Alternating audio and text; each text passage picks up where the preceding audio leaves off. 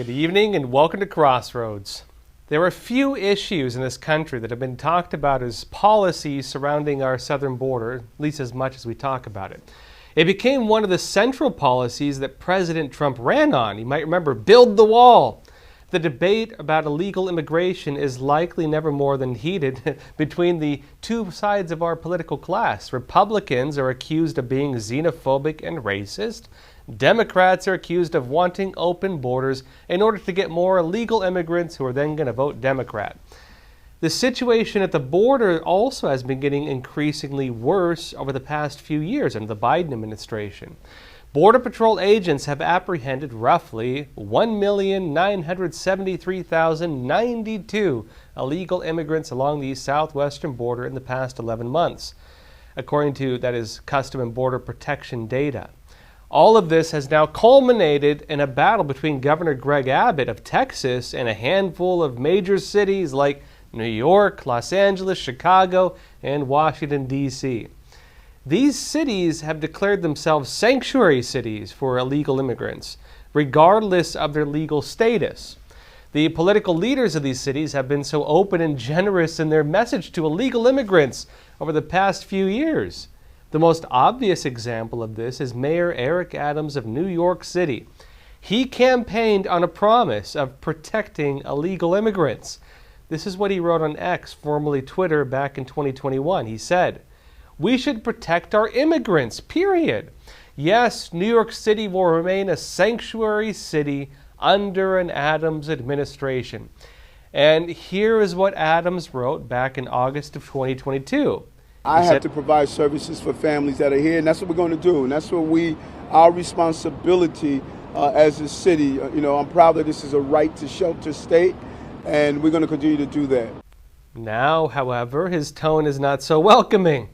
Not after months of Governor Abbott sending buses full of illegal immigrants to New York City, at least.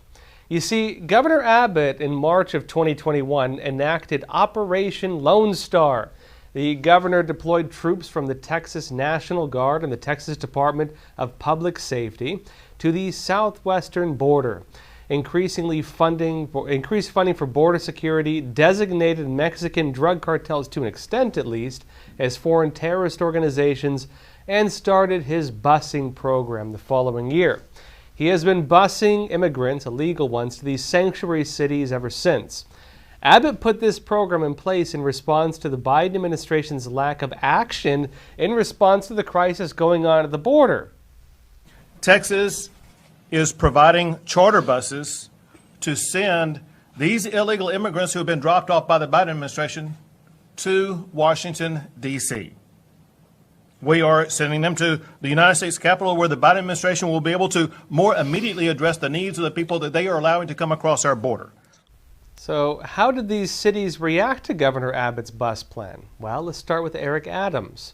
He now says that the influx of immigrants will destroy New York City.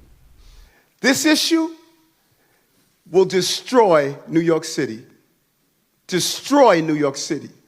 We're getting 10,000 migrants a month. One time we were just getting Venezuela. Now we're getting Ecuador. Now we're getting Russian-speaking coming through Mexico. Now we're getting Western Africa. Now we're getting people from all over the globe have made their minds up that they're going to come through the southern part of the border and come into New York City.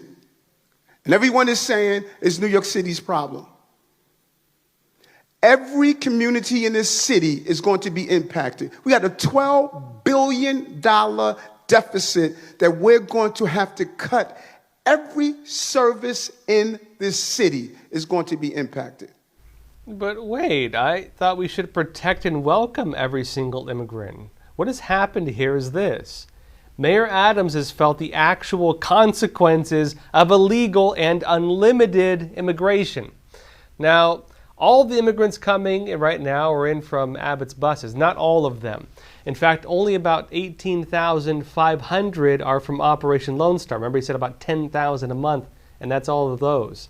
But these, paired with the open sanctuary city policy, well, they have put New York City in a tough position. And Adams is now feeling that.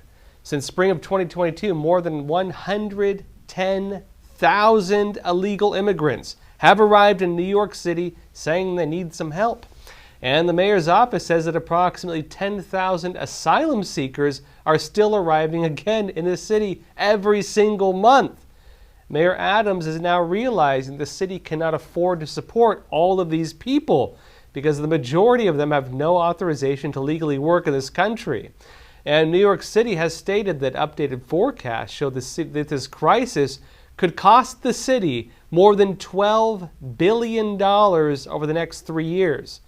No wonder Adams is declaring a state of emergency. But what seems to be lost on him is the irony. His policies and other policies like it across the country talk a lot about being welcoming and open arms and all it would be racist to turn people away.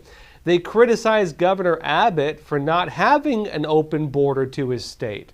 But the second immigrants show up at their doors, well, it's a state of emergency. Well, everyone, that's it for YouTube. For the rest of the episode, come join us on Epoch TV. We have a lot of important things to go into, including terrorism alerts at the southern border, alerts now to the Border Patrol that terrorist groups may be coming across. And, well, is that even possible to vet people at this point? What does that look like? We'll be speaking with a former, actually pretty high-level person with the Border Patrol about this. And we'll go over a lot of what the normal protocols are and why that's unfortunately probably not going to work this time. We'll also be talking about the Trump prosecutions and notably some of the members of his, well, some of his associates taking plea deals in the Georgia case, the RICO case. What does that mean? Are they really going to come after him now? We'll be talking about this as well.